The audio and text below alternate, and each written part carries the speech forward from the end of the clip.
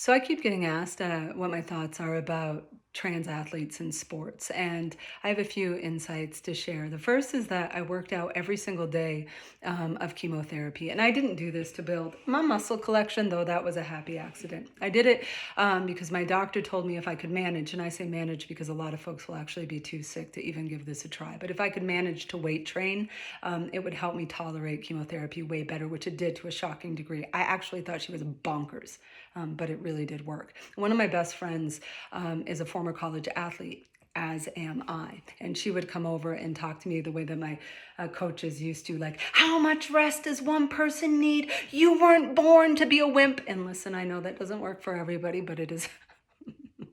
It has always unfortunately worked for me. So I'd roll out of the fetal position and wipe the tears from my eyes, and I'd go outside and play basketball, and I'd pump iron, and I would always feel way better after.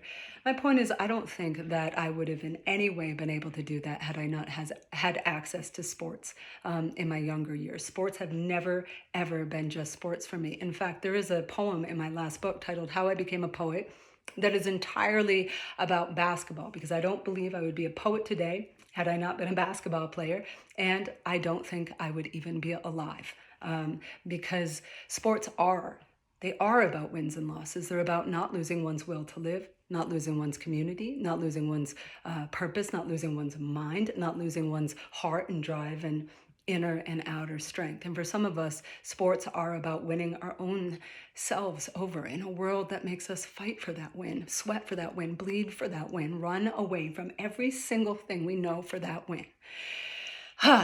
And you might say, but Andrea, wouldn't you be so enraged if you'd gotten beaten by a trans girl? Are you kidding? Absolutely, yes. I would have cursed that girl out. I would have screamed at the referee. I would have sat in the locker room for hours sulking about the unfairness of it all, just like I did when I got beat by the cis girls. Then I'd go out to the courts and practice harder so I could beat all their booties and win the state championship just like I did.